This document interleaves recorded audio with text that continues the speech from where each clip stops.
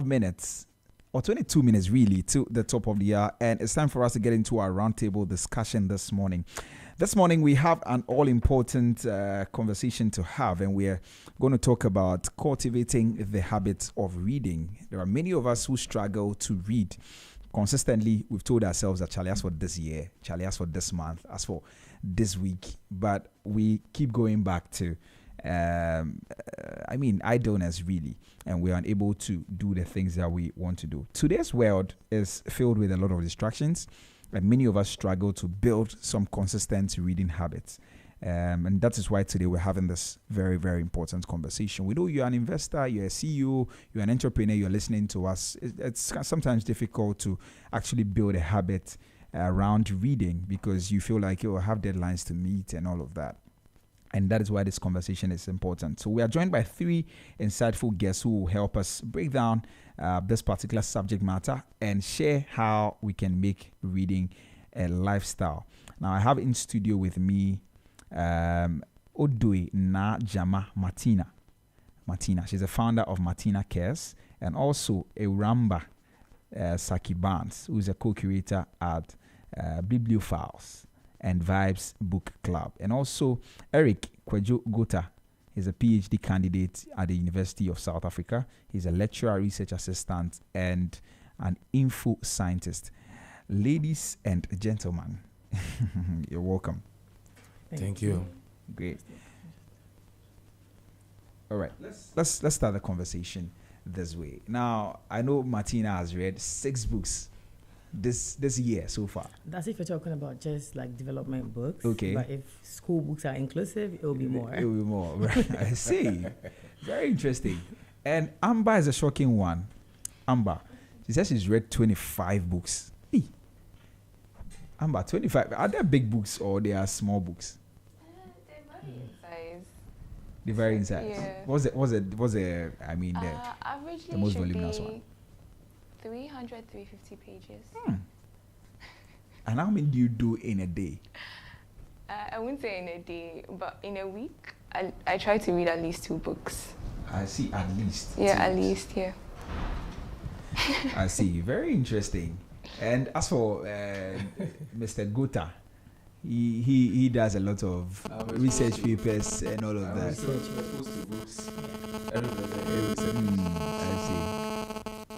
I see. Very interesting. All right. So let's start the conversation this way. Now I'm going to start with you. Which of the names should I call? Eric. Eric is fine. All right. So Eric, tell us, why is reading such an essential thing to cultivate in our world today? Thank you very much, and then good morning to your listeners. When I received call from your station and then the topic, I was like, wow. Sometimes a few days ago, I was having a discussion with somebody concerning reading. Right. And I told them that nowadays, reading is one way or the other departing from us. That's true. Society. You know, in this age of social media, in this age of smartphones, we're expecting that people should rather have the time to read. But social media is rather taking our time away slowly from reading. So reading is actually fading away. People are spending much time on social media, watching TikToks and other things that they are not reading. You know, those days, even in secondary schools, we have books that you have to go to the library to read. But now social media has given access to everybody to have any material at all to read. But, you know, our young ones, they are always on social media. They want to either share their pictures or whatever. But one thing I want to say about reading is that, look, reading is not just the word reading. It's not just a hobby. Reading one is a gateway for you to acquire knowledge. Right. And when you acquire knowledge, that should tell you that a lot of things will change around your environment. If you are not exposed to reading or you are not exposed to information, you'll just be living in a dark world. You will know what actually is happening around you. Right. And personal growth, if you are reading, it contributes to your personal growth. That's true. Wherever you stand to speak, you have that confidence to talk. You have that edge to always speak. Right. If you are a teacher, if you are a nurse, if you are a pastor, you are not reading, you will always be misleading your audience. And always... I think that rhymed. yeah. If you're not reading, you'll be misleading. You will always be misleading people. I see. Which means that you must be ready to read. And sometimes I sit behind to listen to some people on radio, TV, watch them, and then when they are talking, I ask myself, are these people actually reading? Are these people actually reading? I see. Because reading will also build your critical thinking. Okay. And in Ghana, 70% of us, we lack that critical thinking ability because we don't read. Is that So a lot of people make a lot of backed by statistics, or it is no.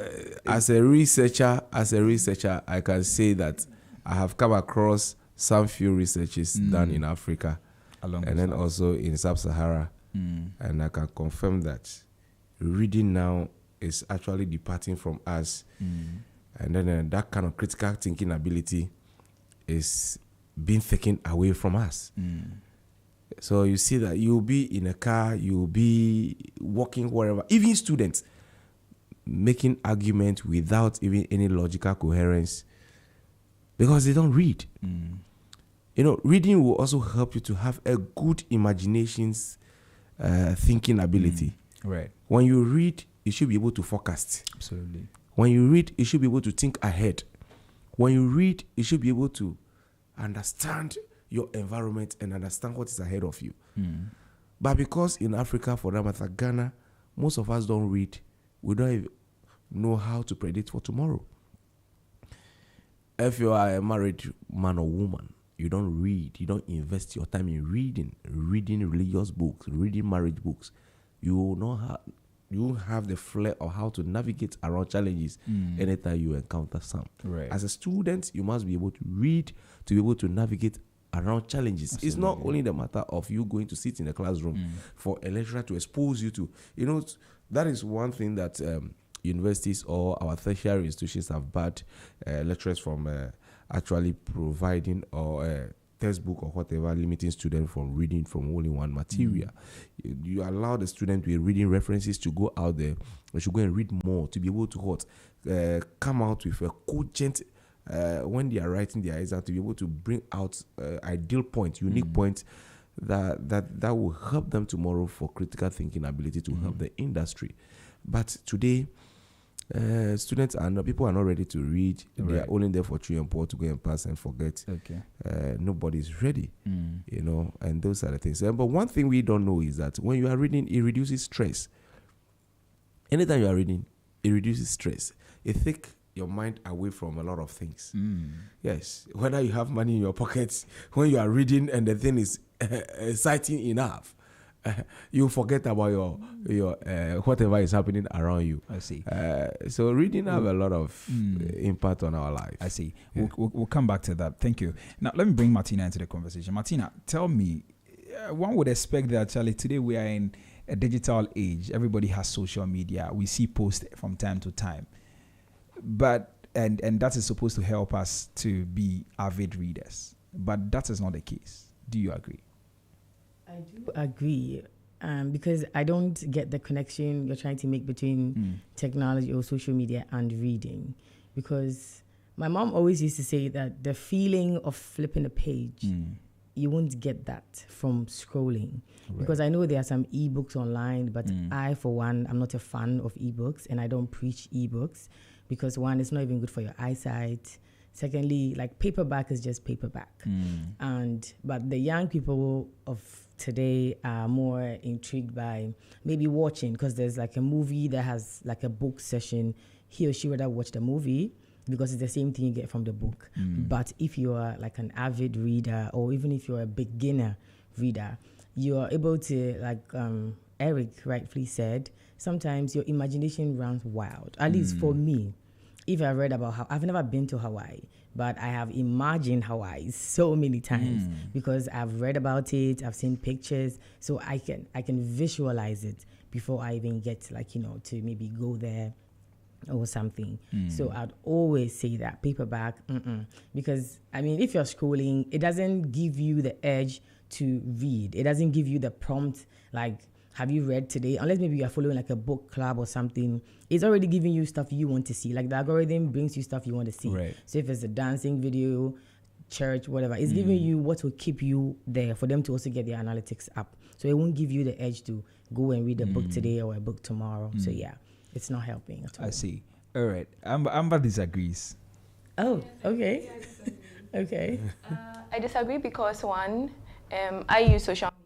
I post a lot of the books I read and reviews online. And so just like, I think it's like a generational thing. Like whatever medium people choose to read, so far as they are reading, they are developing their minds. And for me, that is what matters. And like people use social media a lot these days.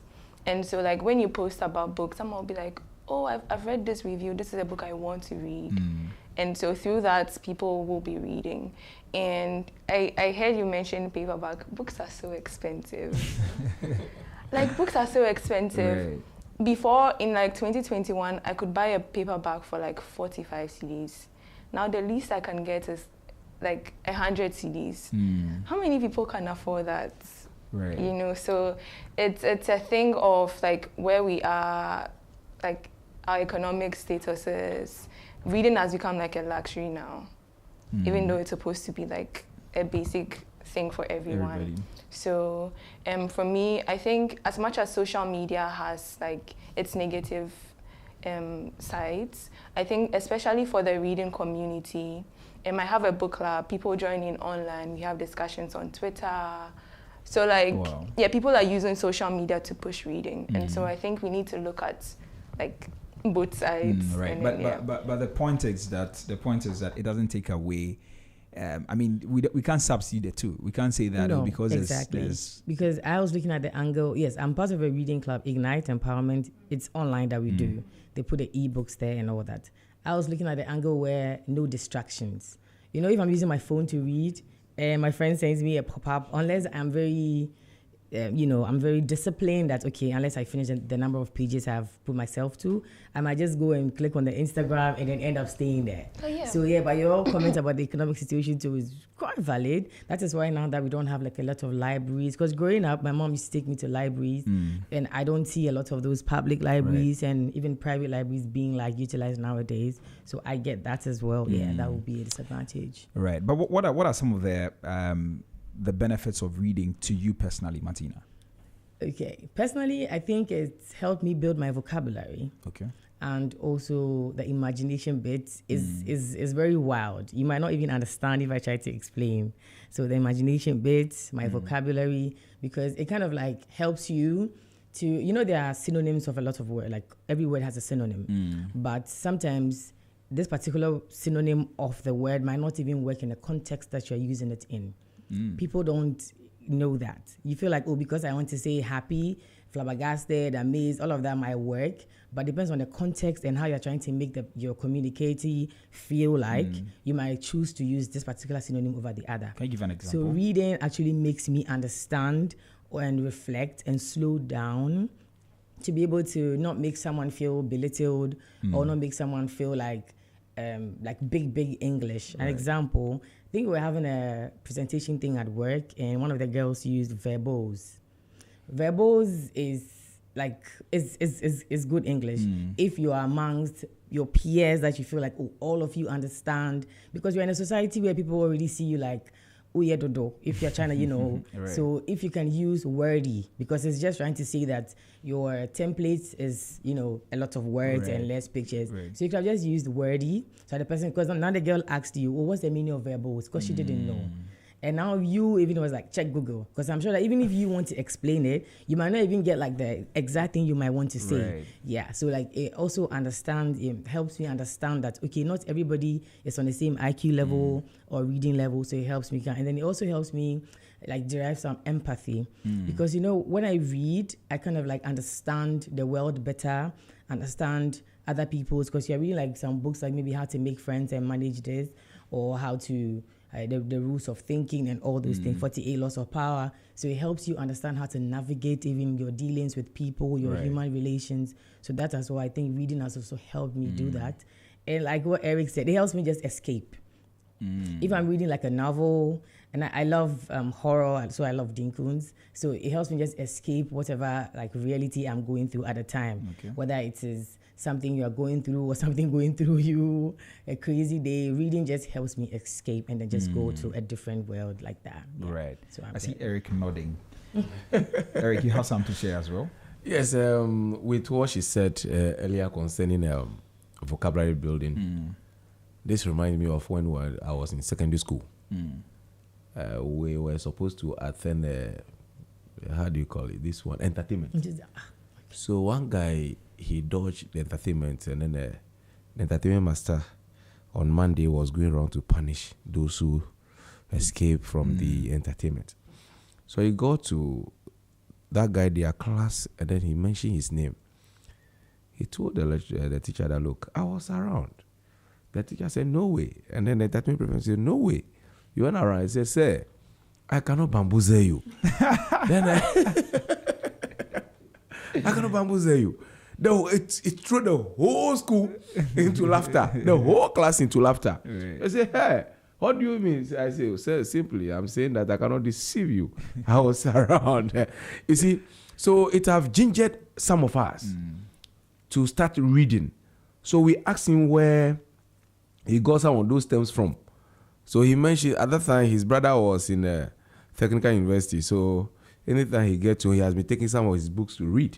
So that is where he got the vocabulary. Right. So in fact, it gingered some of us also to go and get books to start reading. And then so that also built our vocabulary so that we can also, and that actually helped. You see, she mentioned a lot of things about reading. You see, reading is not just for fun. Right. Reading adds a lot of things to your personality. And she made reference to 48 laws of power, that material. Yeah.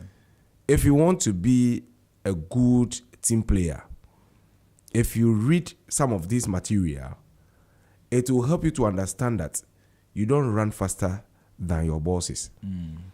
You understand?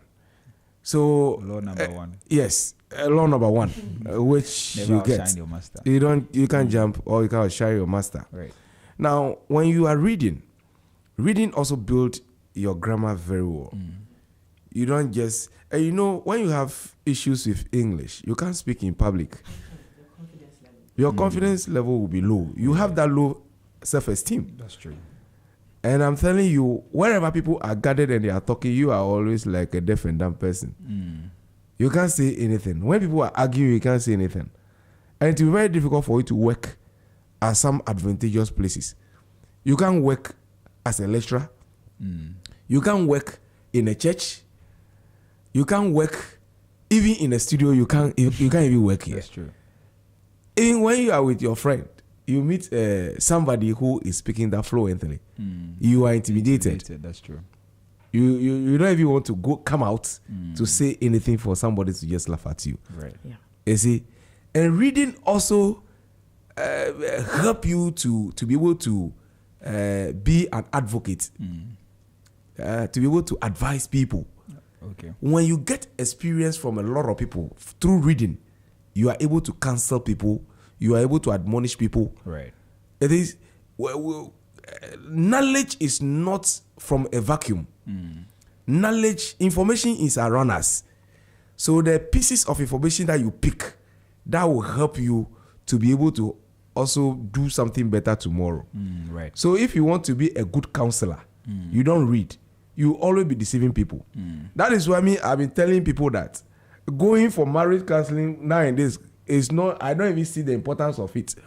Because if you can sit down and read, you'll be able to navigate your own challenges. Right. If you want to find out from people, how do I apply for job? How do I apply for grant? If you read, you'll be able to do that. Okay. Yeah. A lot of people are not able to write even common statement, even letter for employment, because they are not able to what? They don't read. So they don't even know where to start from. They don't even know where to end. So reading for me is not just a hobby. It's not just for fun. It contributes a lot of things. It's also a lifelong something that will help you to build yourself. When you are aging, reading will make you look like you are still young. I see. And when you are young, reading will make you to look as if you are an elderly person, because wherever the elderlies are and they are talking, you can also contribute something. Right. So it's evident that the benefits of reading are enormous. Very. Why aren't people reading then, Amber? So I will use myself as an example. Okay. Growing up, I didn't have access to a lot of books. So there's that. Like, a lot of people want to read, but there's no access. Like, I remember we used to like have a queue in school, like one book, and there's like 11 people in line waiting to read. And so there's that. And there's the public libraries are not funded, books are expensive, even with e-books, we don't have them. And so, like, even if people want to read, where are they finding their books? And also, as a matter of, are people writing in Ghana? Like, people aren't reading, and so people are not writing. I think the two go, they go hand in hand. Because if you are reading, then you have a lot of ideas, and then you write. But because we are not reading, we are not writing, and so, yeah, that's what I think. That's okay. So apart from the materials not being available, Martina, what other reasons are there? I look at it in two angles. One, the time. You actually need time to read. Absolutely. Because if it's on, whether it's ebook or paperback, you need some amount of time. Maybe you allocate yourself that. The way she says she wants to like 2 books in a week. You know that the number of minutes or hours in a day that you read and all that. So I think time, because now adulting, or even when they are younger, they don't have the zeal or enough motivation. And I'm using myself as an example because growing up, I had people who read around me. My parents were scholars. They're people who are school inclined. So we had a structure for reading. My mom used to drive me to, there's a library in Accra. I don't know if it's still working. I always say one day I just want to go past there if it's still working. Because my mom will take you there and leave you there. Which around before you get to the Supreme Court area, right? It was on a right. Right, yeah, still there. Oh, it had a whole structure. You sign in, like the normal library system. So she leaves you there and come and pick you up later. And she had assignment for you at home. So I still have that book till today. Wow. My friends always tease me with it, and it's like one of the things I have from my mom still, so I can't let it go. You write the name of the book, the author, writer, the new words you've learned from the book, synonyms of the words, and then you form sentences with the words. She marks them. Wow. So it actually, and I always say the first book my mom made me read was The Ugly Duckling. And I can never forget that. And then it became like a habit. So I, for one, I can say I got it from the people around me.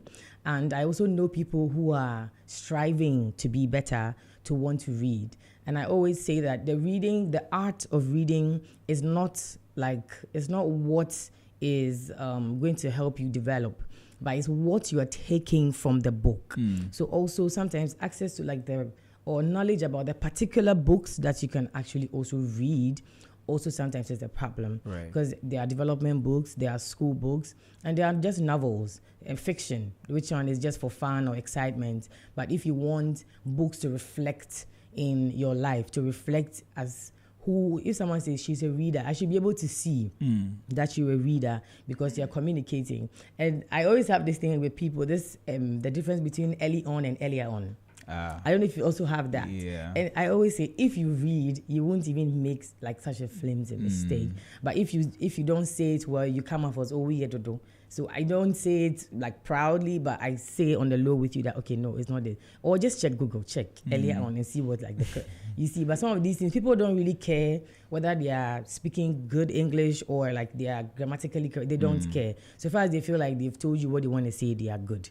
So sometimes the motivation, the people around you, because I can say that the book club, since I joined, I put all my friends inside. Because if you don't have time to go to the meetings now, it's online. Right. The woman, Miss Obobia Daku Upuku, I always thank her. She's puts all the girls together. She you're puts part a of book. Ignite. Yes. Ignite okay, Empowerment. okay. So she puts a book there. We read every night. We all talk about what we've taken from the book, and then it goes. We have one person who moderates, and then it goes, because we all understand that adulting. So if you are not intentional about it, time just passes by. I see. That's a under tree something. Yes, please. So we Okay. have the under tree meeting once like a month, but then reading is every night on the WhatsApp platform. Wow. Yeah. I see. Very interesting. You spoke about motivation. She spoke about availability of materials. Access. A very major one is the distraction that we face today from social media and all of that. Eric, speak to that.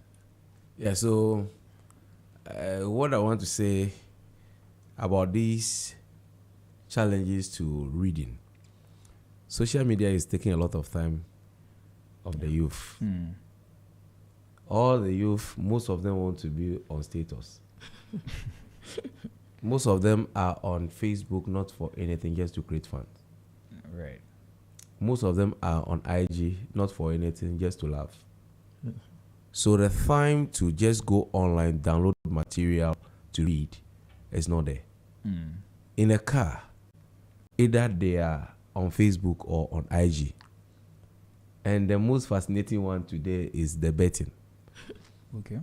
When you see, especially most of the young ones, the men, even in a car, you see them betting.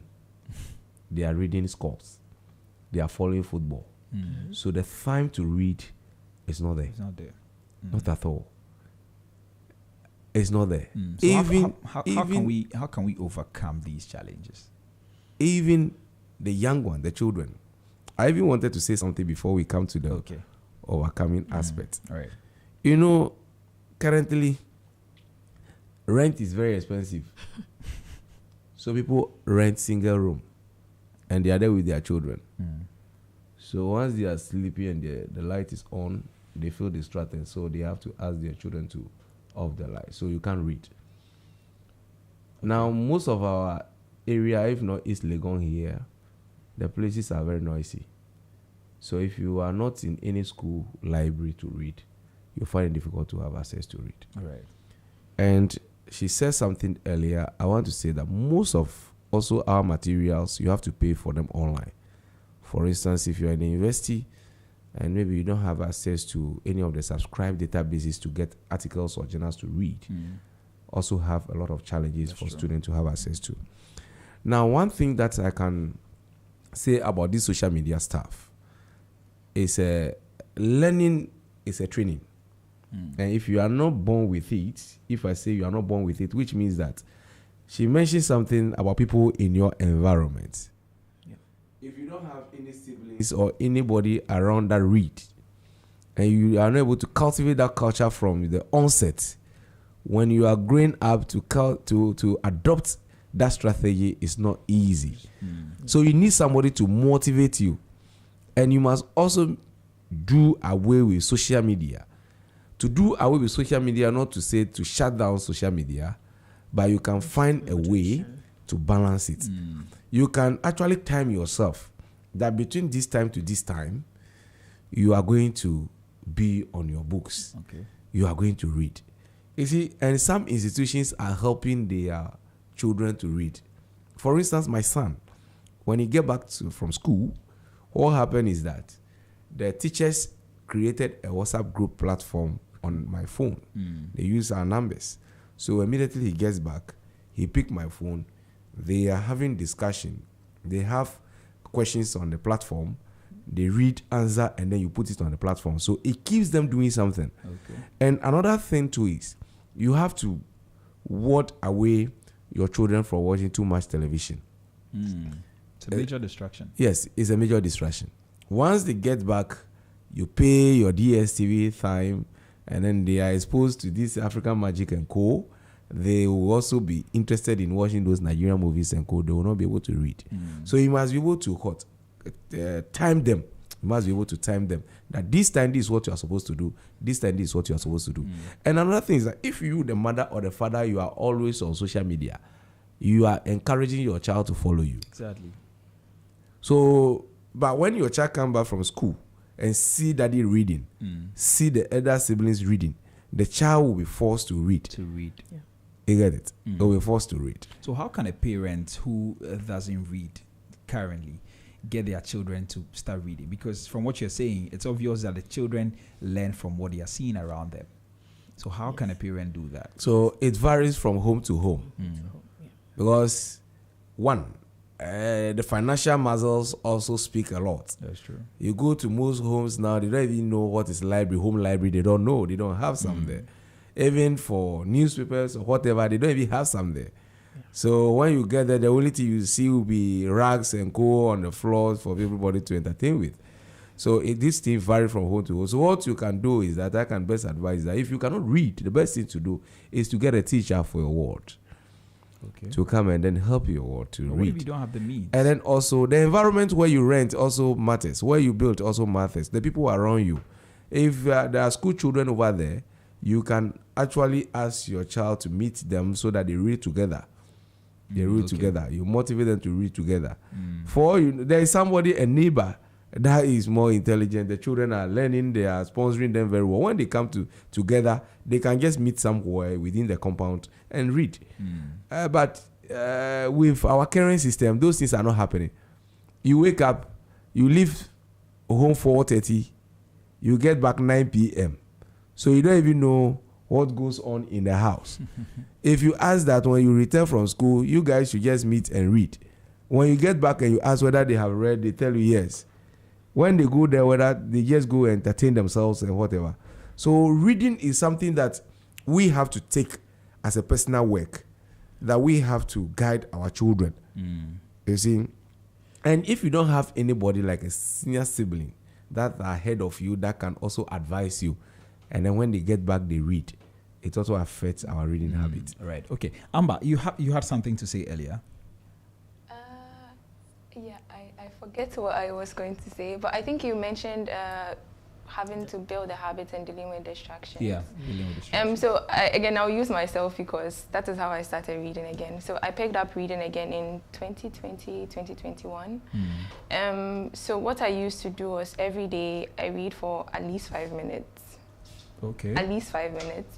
And I think a lot of the times in Ghana, when we mention reading, people always talk about religious books, business books, making it look like if you're reading novels, then it's like just for fun. But a lot of the things I have learned is actually from novels, very well researched. You learn about people's culture, how people think about things. So I think there's that. And also, like a lot of the time, people ask me, how do I build a habit of reading? So first question I'll ask you is, when you're watching movies, what kind of movies do you like to watch? And so you find books in that specific category, and then you read, because if you're reading things that you enjoy, obviously you want to go back, you know, and so like at least every day 5 minutes, then you're reading like, okay, one more chapter.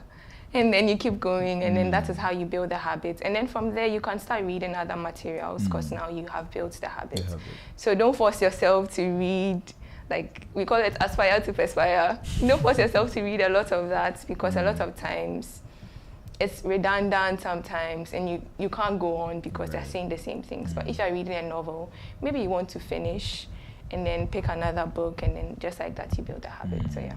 Right. Okay. So now, you want to add something? To overcoming the challenges, I think from a start, if you're new, you can join a club or a reading friendly environment. Right. So even if you're just, it doesn't have to be a club that is like big and all that. Even if you are just 2, 3, 4, 5 people that can keep each other in check, you agree that, okay, we read 1 chapter, 2 chapters today, maybe new words anyway, and then that one can also help.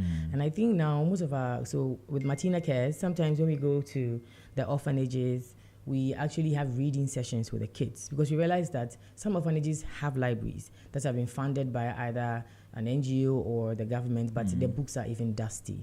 So it's like they feel like the quota they should contribute is get the kids books, but nobody is actively checking if or whether they are reading or not. So as part of that, some NGOs and the religious bodies that want to help these kids, I feel like when they go, they should be more interested in if they are reading the books than if they need the books to just be there. Like the library is nice, but the kids are not using it. And I like the comments, the comments you made about what you love. So you don't feel like today I want to start reading, then I just go and pick up a John Grisham book or just pick up a religious book. But if I feel like I like action, so I like horror movies. That's why I'm now leaning more into Dane Koontz and those horror style.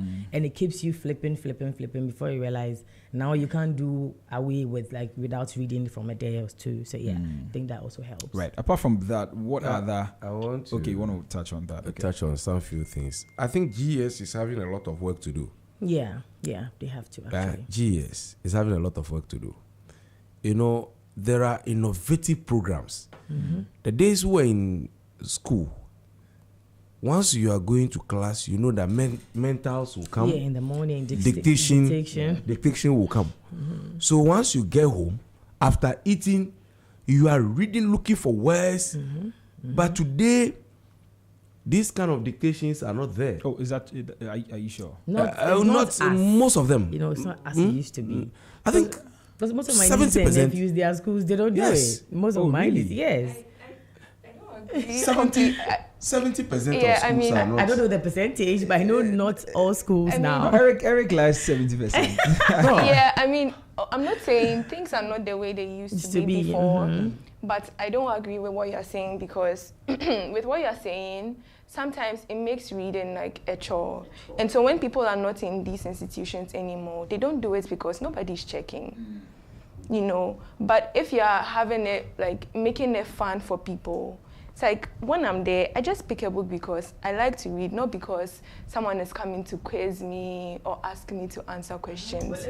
And so, or some people pick their reading habits from those places as well. Yeah, but it doesn't work. It doesn't work for everyone. But the thing is, if we want reading to be like as part of people's daily habits, you don't necessarily need to make it like some kind of like a punishment. No, reading is not punishment.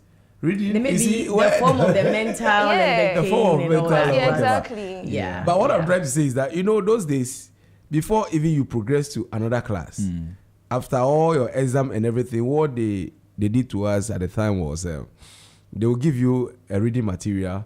You have to at least read the chapter before you qualify to move to the next class. Really? Yes, that is Which what. day? Oh, your days. Yes. Oh, okay.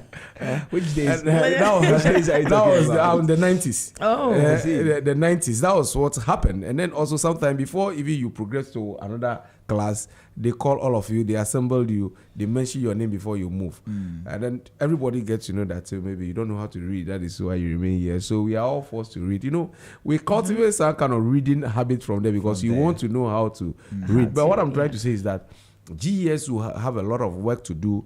They have to introduce a lot of incentive programs, innovative programs for students. You see, these spelling bees are there, reading competitions are there that they can also introduce. You see, if there's no competition around, nobody will even find it so luxury or whatever to read. That is one of the challenges we have to. So GS, I call on them to actually change their system, their style of doing things. The way we do things in the old, things are changing today.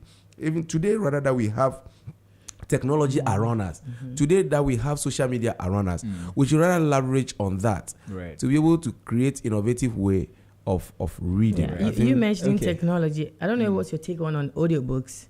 You know, it can also help people. They should develop that as well. Yeah, I like listening to audio. Just before audio that. Bible. Just before that. Okay. Just before that. Well, 16 minutes after 9. This is Business Breakfast on Z. If you just tuned in, we're talking about cultivating the habit of reading. And so whether you're somebody who is unable to do that, you don't do it as much as you want, this conversation is for you. You can just get in touch with us on our WhatsApp platform, and you can ask questions or make comments as and when. 0544 321019, 0544-321019. You can send us a text and we'll do what to read it, or you can call us on 03039566641, 03039566641.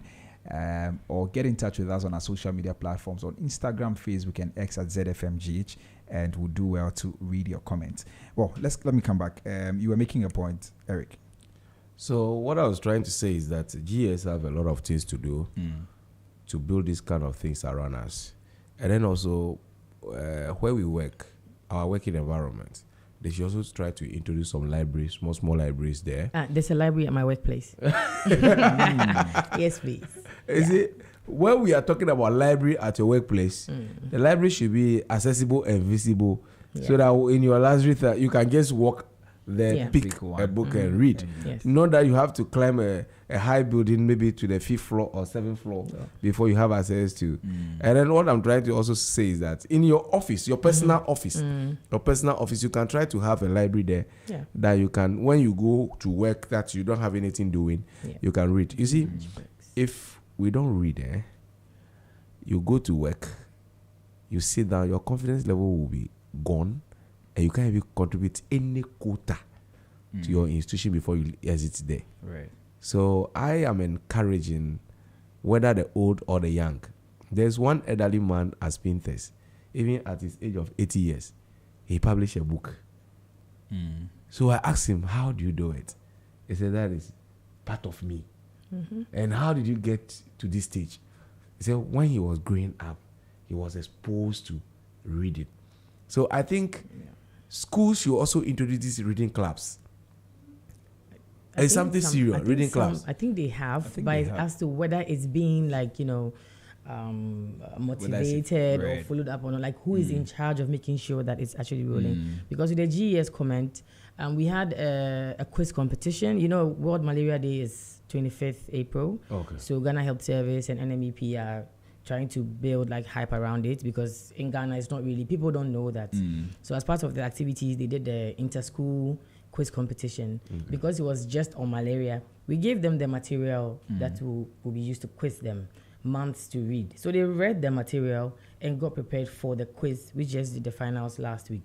So I feel like if they are tasked, if the kids are motivated enough, GES was part of it, so they can, because they have the data on the schools, the children, the districts, everything. Right. So if they are intentional about it, they should be able to cultivate reading into like the course. I recollected one thing. In my church, the New Covenant Apostolic Church, what we doing, we have this children's service where we have trained teachers. When we talk about trained teachers, they are people trained to lead the children in reading. So most of the time you see them come to church, these people lead them to read. So those who don't even know how to read, they are taught in the church. Nice. And then also they are given some materials to go and read and then come and present. So that is one thing. So I think churches also have a lot of work to do. Okay. They also have a lot of work to do to find a way around their Sunday schools to also try to bring this kind of reading habit to their children. They know when they go to church and then their Sunday school madam or teacher asks them questions, they are not able to answer. They'll be embarrassed before they are. Even it's supposed not to be embarrassment, but they themselves will naturally they'll feel embarrassed. So I think the churches also have a lot of role to play. Right. Okay, we're giving some solutions because I know people are listening to this conversation mainly because they want to now start reading. So maybe somebody's asking, where do I start from? Really, where do I start from? I know we've mentioned some of the things scattered around and all of that, but let's be a bit more specific. Let's dwell on some solutions here because we have business people listening. We have general people that don't even have maybe some background really when it comes to reading from childhood and all of that. So where do they start from? Let me come to you, Amber. Okay, so I would say for young people, you can join my book club. You can join my book club because at least it's free, right? Oh yes, free. Okay. If you apply yourself, at least once every month you read one book. Very well. And you get to meet with people to discuss the books and you get to hear different perspectives, and so join my book club one. But if you are a working professional, you can carve out time. A lot of the time we say we don't have time, but we have time. Yeah, we have time. What is making time? Yeah, we have to make time. It can be 10 minutes a day. 10 minutes a day if you can maybe get audiobooks. Yeah, you're driving to work, you're listening. It's a way to read. So I think these two, join a book club. There are libraries, there are private libraries. You can also, can I mention? Oh yeah, libraries? Sure. Okay, there's E. Anante Library in East Legon. They have a lot of books a lot of books by African authors, a lot of very good books. You can also start from there. I think there's Lotad, that is somewhere in Adenta. So you can also register to, if you follow my book club, you get a lot of information because we share the libraries that we partner with, the books that we are reading, authors that we interact with, and so, yeah. All right, Martina. Okay, so yes, I concur everything you said. Good. And I'd also like to say that if you are maybe a leader or you are heading a department, like I said, where I used to work, where I work now has like paperback. They have a library. So, and then our bosses actually encourage you to pick a book. Right. Make sure you bring it back in. I used to give my books out. Now I'm not so sure because some people don't return it. They return it in a very bad state. But please, if you have books, give it out to your friends. Just keep track, and that also helps them because, like Amber said, paperback is very expensive now. But I'm a fan of paperback, and I like to just enter my room and just see the shelf of books, and I'm fulfilled. We are all different people. Right. So share your books, please. And if it's ebooks, also share and remind your friends to be reading. That's for young. And if you are old, join Ignite Empowerment Book Club as well, because we also read. And to come down to technology, so the audiobooks. Where I used to work, our boss, every Monday morning, the motivation was audiobooks because he can't maybe come and force you to open the paperback. So it's compulsory. We all come and sit in one department and we listen. Wow. Sometimes it's green, sometimes how to sell, how to win customers. Like sometimes it's not just novels and it's not only just development books. Anything at all. And also, like you mentioned, even if it's on your table, you have your own small shelf there. It reminds you. So if you have 5 or 10 minutes, even if I'm eating, I use that time to read. Because yes, I'm eating, I have the free time, I'm munching on it, I can read. So you can also be intentional to make time. 10 minutes between your presentation before this, because it actually calms me. So coming here, I was reading because I'm a very nervous person, so I don't know anybody here. I'm coming, it calms me. And I'm reading Great by Choice by Jim Collins, and it's also a very good one. So it just calms me and gets me prepared for the day. So you just have to be very intentional about it because we are all busy, we are all doing something. But so far as you also acknowledge that it will help you in your daily lives to achieve what you are doing, you would make time, even if it's right before you sleep. Just read and then you can just doze off. Then tomorrow you just pick it up again. So yes, it's not giddy. It's as you as and when. And like Amber said, I like that one. What you enjoy. So if it's a movie you like, Harry Potter, even they have the books. So just read. Because after you cultivate the intention and now you love it, the rest will just follow. Yeah. The rest will just follow. Yeah. All right. That's you wanted to say something? So me, one thing I want to say is that reading is discipline. I was coming to ask the role of discipline in all of this because we can say, just join a book club. People join and don't you have people who are not active? Who are very redundant, exactly. So people join and they don't show up and all of that. So how do we deal with all of that? Is discipline. Yeah. If you cannot discipline yourself, you can't read. That is the first starting point. Number 2, you have to set a goal for yourself. You can't just stand up to say that, let me read, just for reading's sake. You have to start small. You have to develop it small. Okay, so you set a target for yourself that... Yes, you said 2 books a week. 2 books a week. At least 5 minutes a day. So that's a target. And I was in secondary school Form 2 when one of our seniors finished another secondary school. As at the time he was finishing, he finished reading 500. Wow. 500 storybooks. Wow. That's very impressive. 500. And 4 years. That guy, I don't even know where he is at the moment. 500. So when even their SSC results came, our time was SSC. The guy had A in core English. You see, people thought that reading is just for general arts students. That is the thinking. But if you are able to discipline yourself, you are able to set a goal. When we talk about discipline, how to sit down to read is another thing. Do away with social media. Put your phone somewhere. This time, this 1 hour is my reading time. You put your phone on silent. I think you are into those reading clubs a lot. So you know how you talk to Sometimes you call people to come to reading meeting, they won't come. Immediately they see your call coming through, they know why you are calling them. They will not even answer the call. Sometimes they even see the time, then they put their phone on flight mode, so that when you call and you are able to get them, you know that they are not available. You see, sometimes I don't even like talking to people on phone, because when you call the person on phone, you don't even know the person's facial expression and the group of people that are with the person at the time. Will be frowning the face and say a lot of things. Mommy wepa, papa wepa. It's coming to disturb me, coming to disturb my mind again with this reading stuff. Right. So it calls for serious discipline.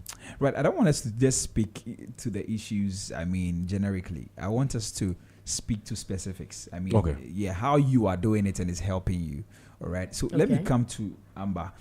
Amber, do you have to get like a specific time to read, or do you have like a specific time, or you just take advantage of maybe time in trotro and all of that to read? Yeah. Tell us about it. So when I was starting, now I have built the habit, so it's like second nature.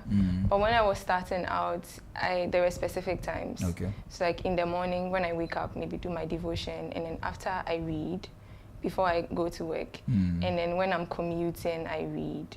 But now it's like something I do. So there are certain days where I don't feel like reading. I don't beat myself up. I just pick it up whenever I can, because it's like something I do. But I think for people who are starting out, we make time for things that are important to us. And so if it's important to you, you make time for it because you know what you're going to get out of it. And so I would say find a time that works for you. If it's in the morning, you can set a timer on your phone. Okay, I want to read for only 5 minutes today. 5 minutes in the morning. If it's 5:30, 6 a.m., 6 a.m. Make sure you stick to it. But if you can't, don't beat yourself up, because like we do that and you don't go back to it. So if you set the time, 5 minutes, just read 5 minutes. Find good material, very good material to start reading, because if you're reading a bad book to build a habit, you obviously won't go back. And so find a book in your interest area, set the time. Don't beat yourself up if you can't meet it, and then just keep going. So I think for me, that would be what I can share on how to build a habit and be disciplined. Right. Okay. So discipline is very, very important. Right. Martina, share yours with us. Okay, how does it work for you? Personally, I would take between paperback and audiobooks. Okay. So I'm a Muslim, so I wake up for Fajr around 5 a.m. So by 4:30, I'm up. So I feel personally I have a structure. I don't know if it's because I already have the reading from like childhood, but personally I have a structure. So at 4:30, after prayers, is the audiobook that I play. So as I'm getting ready around the house, the audiobook is playing. So I'm getting that information as well. And then if I'm driving, I can't read, I can hold the book. So it's still audiobook or radio. I like news as well, because reading is not just like she said, any informative material. Then news. So when I get to work starts at 9. So if I get to work before 9, while I'm eating, I read. That's my first paperback of the day, whilst I'm eating. So after eating around 12, we have lunch. Whether I eat or not, I have that 25 minutes in between, because with Ignite, every night we have to do a review of a chapter you have read. Okay. And then what you picked and all that. So you will be asked as well. And we have a number of strikes that you have if you don't attend them. So you have to, because it's also a way to also help you be there. So I have to read that chapter. And then it's weird, they say that sometimes I'm reading a book. That's Ignite. So it's Madam that picks the book for us, but then I'm also reading like another book for myself. So I read that in the afternoon. Then when I'm on my way home, I listen to the audiobook. Then when I get home, right before I sleep, that's my favorite time of the night, like the day, right before I sleep, I'm reading something that excites me. Either John Grisham, Sidney Sheldon, so I sleep with my imagination. So yeah, that's my structure. But how do you manage that? I mean, how do you balance that with social media? Because ordinarily people will be on their phone and probably sleep off with their phone in hand. But so, you do, like I say, I have a structure. Even with social media, I have a structure. So even if I'm I open my TikTok right now, after 30 minutes, it pops up that your time is up for TikTok Like, so that's the number of minutes I spend on TikTok. I see. It's up, so I have to close the app, or I have to do snooze. Let me try again, but I'm disciplined. I don't do snooze. If it pops up, I'm done for the day. For the day. So I have like my brother always asks me how I do. I have like one time checking for social media, my Facebook, my LinkedIn. Maybe it's because I'm not so interested in that, but I'm trying to build it up because it also helps influences people to know what you're reading, what they will read, and all that. Right. Because at least I have about 7K followers. I know it's not bad, but I try to just check once. So LinkedIn, Instagram, TikTok, once a day at different times. So if this morning I check TikTok, if I want to post something, I've posted it. Until tomorrow, I don't open TikTok again. If it's a day, I go live once a week. So if it's that time, I go live, and I want to use for 30 minutes. If it's up, it's up. That's what I'm saying. I don't know if it's because I have the structure from my upbringing, but I feel like she said you make time for things that are important to you. And I've realized a lot of things are important to me. So I have to do all. Like, I want to have fun. I want to be a valedictorian. I want to do, so I have to make time for all and make sure that they are all in moderation. So I have that structure put out, and I'm trying to stay. And so far, so good. But of course, you're human. There are days that you just don't feel like it. So if it's off, I can just put my phone off and I'm there. There are days that I see my book, sometimes ovulation or your hormonal stuff, and then it's fine. So those days are okay. They're like cheat days. Right. But as a structure, I have a structure. I don't have a pick a book a day and find a way. Nah. Okay. So yeah. How about you, Eric? Yeah, so for me, sometimes I sit down and I smile because I'm from a difficult background, from farming community, where from school you have to be in the farm. Okay. From farm, you eat around 10 p.m. before you get to bed. So I don't even know how I develop the reading habit. But currently, with my exposure as a lecturer and a research officer, I deal with book. Okay. I sleep with book. I work with book. Because if you don't read, you'll not be able. You are leading students for future development. Right. Yeah. So if you are not able to give them anything better, then you know that the future human resource development is in jeopardy. That's true. And then also with the research field, you must be able to read, navigate yourself around new findings, and then to be able to help people to understand what is happening around them. And then also those that you help with your research work to be able to also deliver. Yeah. So reading to me when I'm driving, even in the traffic, you see me on my phone, I'm not doing it, I'm reading. In the house, that is one of the problems I have with my wife. That is one of the serious problems I have with my wife. So any complaint that my wife will give in the house is about me being on my phone or reading too much. Okay. And my laptop. It's something I have done over and over and over and over. That is now part and parcel of me. Wherever I sit, I'm on my phone reading. I mean, so Facebook, when you see me on Facebook, I post on Facebook once every week. That is just to encourage people. But when you see me with my phone, I'm reading PDF materials. I am in the library platform reading journals, articles. So it is something that, so when you cultivate that habit, I'm telling you, you can overdo it and then it can also affect you. And that is me. Yeah. Right. Reading every blessed day. So going to the classroom, I have to read before I get there.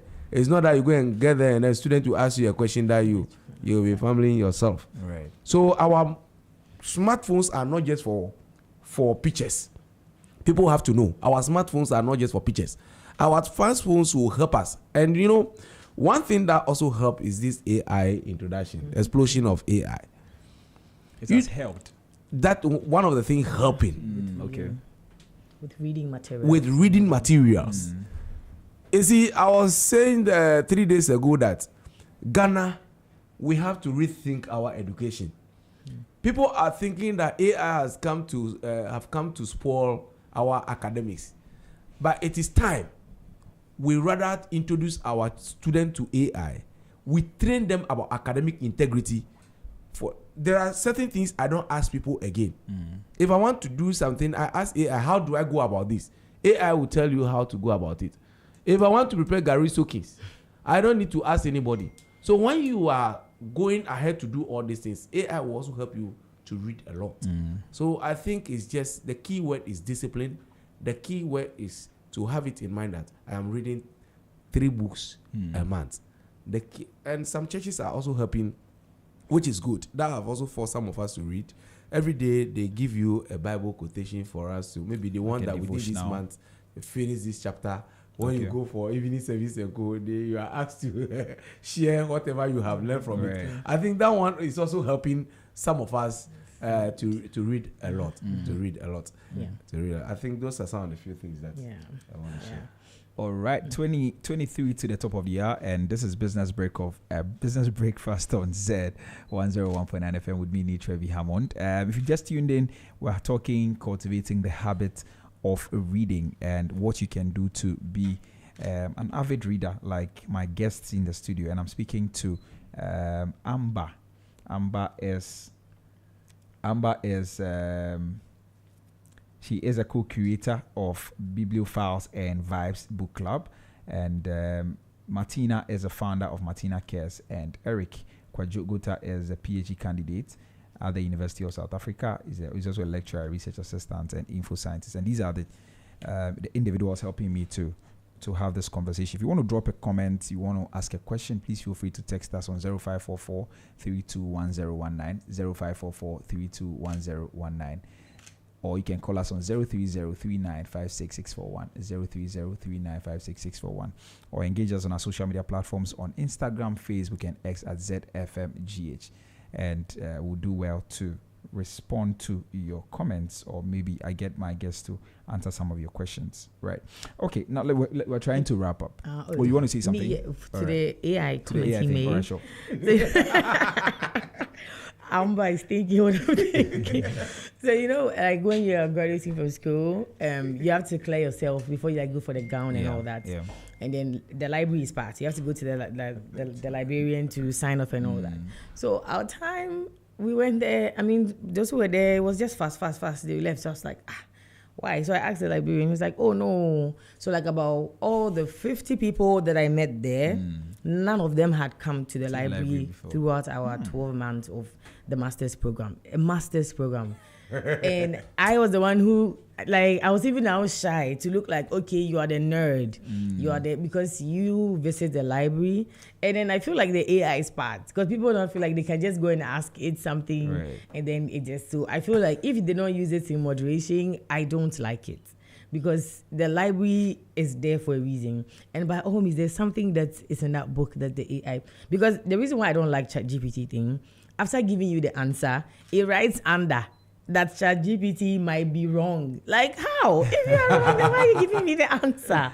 You get it? So I feel like it was very sad for me that throughout all the 50 people, even more that I met in the library, they had not passed through the library even once in our master's program, which was quite sad for me.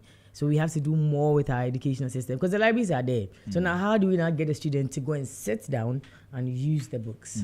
So what I actually do with my students, what I try to do with them is that I ask them to go and download articles, then analyze the article and come and do presentation in class. Okay. That's one thing I do. And I also ask them, when they get to the library, I want to see a picture of them on the school, their student platform. Okay. So picture there. They can take it. They can just go and take a leave there. So I have even I spoke to the librarians there that anytime my students come there, they should let me know. Okay. So they know. I told them that it's part of their continual assessment. Good effort. Yes, but with you see, what I was trying to say with the AI matter is that, you see, we are making it look as if it's a wish. Oh no! So we just use it in moderation. Is what I'm saying. It's a witchcraft coming to haunt our education system. Right. And then I'm saying that we have to introduce our students by telling them how they should use it. So if you people like it so much, why then do you also create an app that can detect answers from like ChatGPT? Like that is why I'm talking about academic integrity, that you are taught how to use it so that you don't fall prey to whatever. But I think we'll get there. Yes, gradually we get our there. government should also invest in libraries. Look, most of the libraries that we have now, when you go, the chairs are not there. Even the ceilings are falling.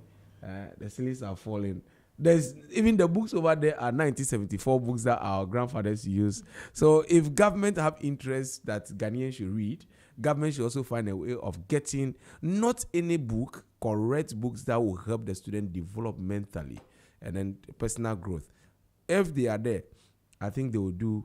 Communities also have a role to play. Community centers, they can organize the children and then show them some educative movies, and then also organize some reading in the community. You look, yes. Some NGOs I volunteer with, they have community centers that have a library session, and where trying to I am do coming that. from, if you don't know, you speak anyhow. The next moment, elderlies in the community will invite you to come and answer questions.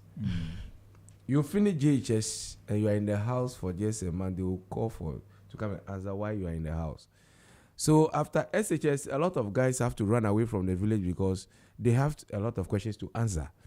Yes. And always they monitor our progress of learning. And that is the community I come from. So currently, 90% of the youth in the village, if nobody is having anything at all, ask for teacher diploma, they have it. So that is one of the things that help our community. Yeah. That's doing. All right. So you're speaking to government and so community centers. Yes. Let's also talk about schools. I know we've said some of those things here and there, but let's be specific. You are in the space. You run a book club. Which organization are you calling on? What should they do? And yeah. I think for me, it would most importantly be the Ghana Writers Association. Okay. I think people should be writing more. Our stories need to be heard. Like sometimes people don't see themselves in books, and so that is why some people are not reading. And so he mentioned the government. I think that is very valid. I think the Writers Associations, definitely. And I think also like youth organizations, because like there are a lot of young people coming together.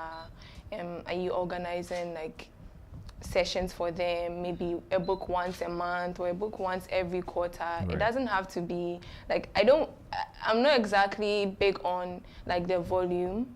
It's the quality of the books they are reading. So if you can read at least one book a year, even if it's one book a year and it's a very good book you're reading, so far as you're making efforts towards it. So yeah, I think that's what I would say. Calls. Martina, which organizations are you calling on? I would speak to NGOs that are already trying to do, stock community centers with books and orphanages and all that. They should try and add reading sessions to spend a day with me and all that. And I also call on family. Mine will be family because they are our safe space. They are where we spend more time. They are where we pick up a lot of traits. So I also speak to mothers and fathers and older brothers to help the younger ones actually cultivate the art of reading. Yeah, so it will be the NGOs because government has already been mentioned. So NGOs, family and friends. Yeah. Right. Okay. A very, very major thing when it comes to reading is finishing books. People start and they never finish. Yeah. How do you guys do it? Is it something that we must do? Does it mean that every book I pick, I have to finish reading it? Or I can just read bits and pieces and I'm still reading? What is the ideal way to go about it? Amber? Okay. So I don't think you have to finish every book you read. Like, it's like watching a movie. If you're not enjoying it, why force yourself to finish? I think Eric disagrees, or you don't disagree. So that is what I wanted to say, and she has mentioned it. Yeah, because I like if you're eating food and you don't like it, do you force yourself to finish it? Unless maybe like there are reasons why you have to, but I don't think you have to force yourself. Because for me, when I do that, I get slumped. So like I can go for maybe 1 week, 2 weeks, and I don't feel like reading anything because I forced myself to read something that I wasn't enjoying. And so that is why it goes back to the point I made earlier on finding the things that you enjoy, because I mean you're doing it for yourself. Right. Don't force yourself to finish books, because that is what happens, and then people end up not reading anymore because they're not enjoying the things they're reading. But it's I don't think it's just about you enjoying or not. There are people that just can't follow through. They even enjoy the book, but they can't follow through to the end.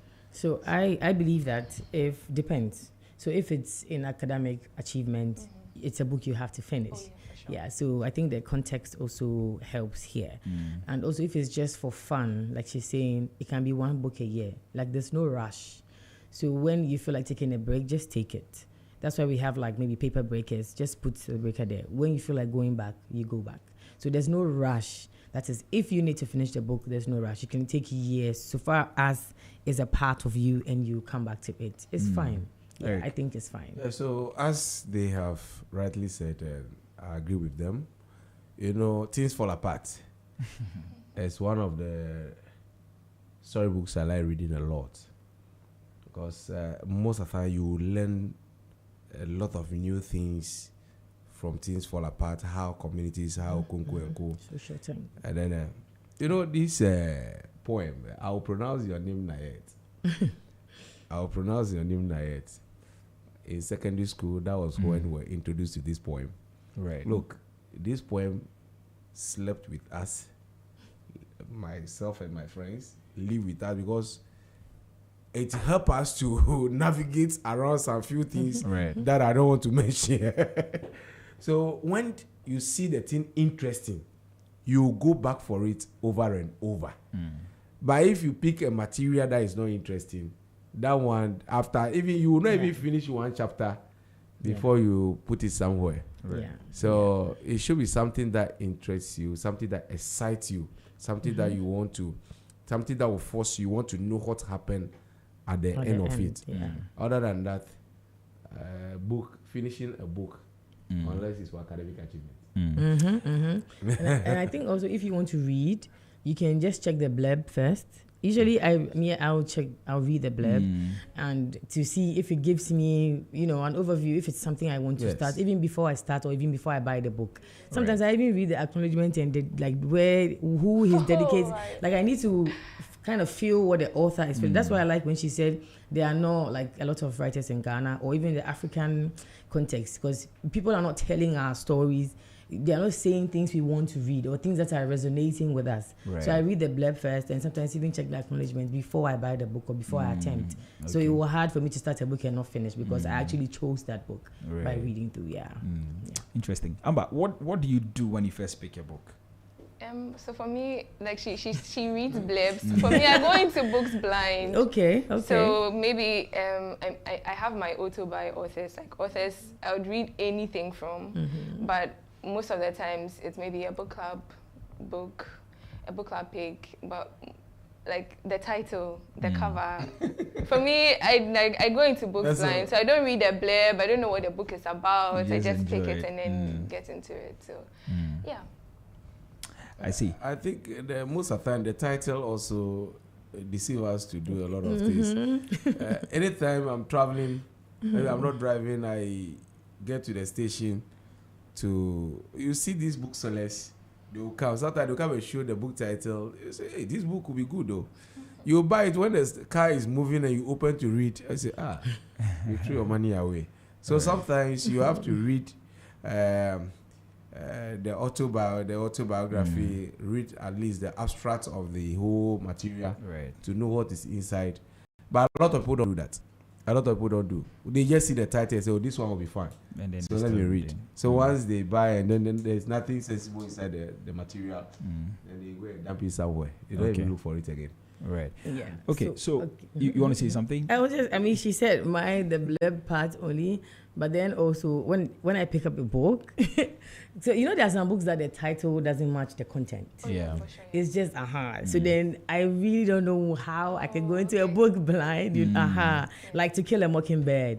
Like Moby Dick. Like it doesn't really tell So I will always read the blurb, and unless maybe sometimes it's a writer I love, like John Grisham. I'll read anything from John Grisham because he likes like the law level and all that exactly. But a lot I'll read the blurb, acknowledgement, and make sure, because it has to be my reading interest.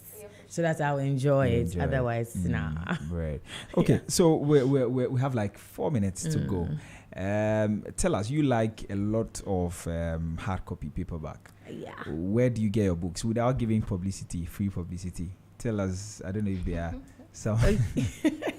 Okay, I think it depends. Sometimes Amazon, like buying online. Okay. Maybe when a cousin or my auntie is coming to Ghana, they are always fighting with me. I literally make them pack. I buy plates, so they bring like a whole box. Oh, okay. Or sometimes so I think there are some Goodwill Samaritan pieces that come around that some of the NGOs try to sell it for less, like $1 store, right? Or I've even bought books in traffic. And I think now I like how they're even doing it. The people put their numbers on it. So now I have one customer that I met around the EcoBank in Accra Okay. because he put his sticker number on it, and now he's the one that gives me books. But then there's Sebastian too on Legon campus. He has like a mobile book truck that he goes from campus to campus. Okay. So he came to my campus one time. We connected. I went for an empowerment program in Legon. I saw him there. I was like, oh, okay. Then we are plugged. So at least these Right. two men, I get book. You If get I want books. a book, I just send him the title. That does he have it? Pricing, moderation, or I should buy it from my boucherie. Then he decides. So these three Right. things, either Okay. online or these Okay. two men. Yeah, All right. that's why. One piece of advice to anybody who wants to start reading. Just start. Just start. Okay. Let me come Yes. to you. So with me, normally I buy in traffic, and then also I buy in bookstore. Right. Then also I see booksellers on Facebook, Okay. so contacted them, and then they normally deliver books to my Okay. doorsteps. And then I also want to thank Apostle Emmanuel Eliamamaka, is chairman of the New Covenant Apostolic Church. You'll be Okay. there, and then he will send you materials to read by Wow. force. Nice. And then Apostle Dr.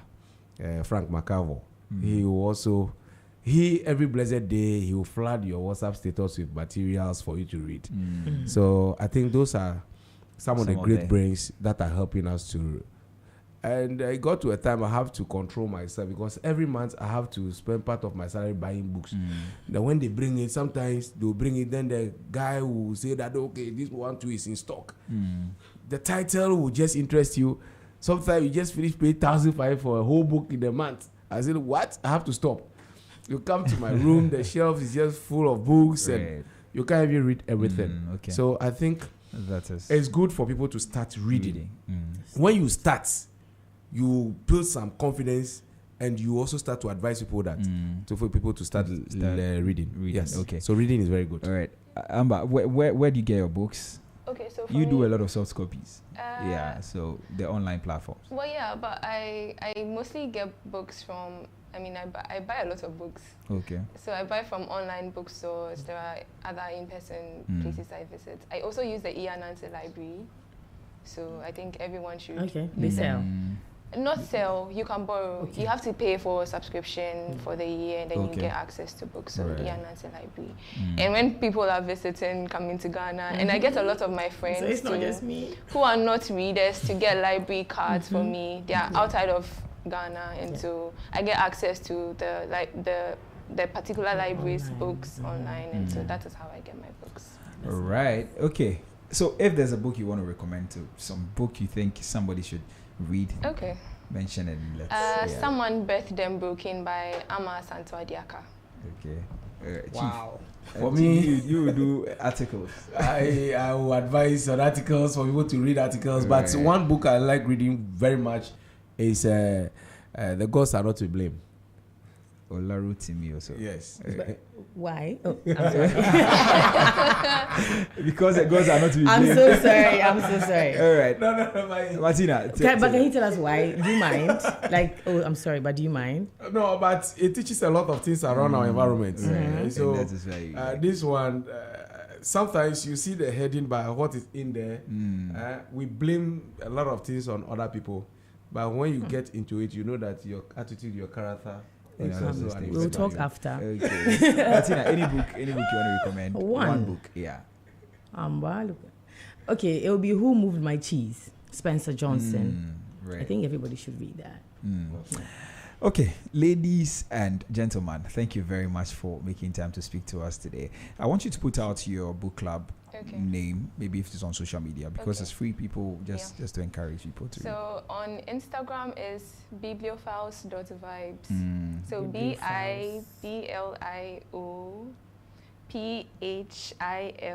BIBLIOPHILES.vibes.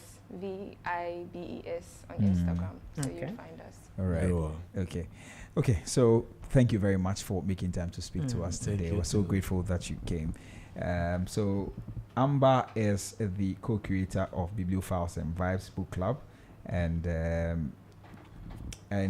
Martina is a founder of Martina Cares, and Eric is a PhD candidate at the University of South Africa. He's a lecturer, a research assistant, and an info scientist. Thank you very much for making time. These are the ladies and gentlemen who helped me. Thank you very much for your insights. And for you listening, thank you very much for joining us for this all-important conversation on how to adopt the culture of reading. A big thank you to once again to our amazing guests for sharing their personal journeys, their practical tips, and deep insights. If there's one thing we are leaving with you today, it's that reading isn't just an academic activity. It's something.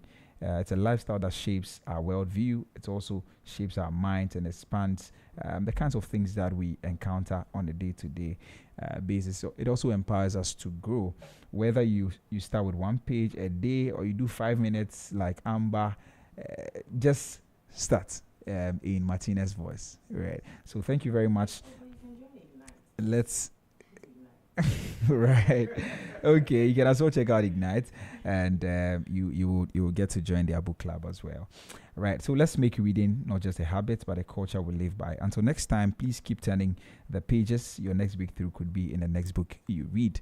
My name is Nicho Ebi Hammond. We're back again tomorrow. We know it's a holiday, but we're bringing you the holiday edition of the Business Breakfast on Z. So see you tomorrow when you think Ghana thinks Z.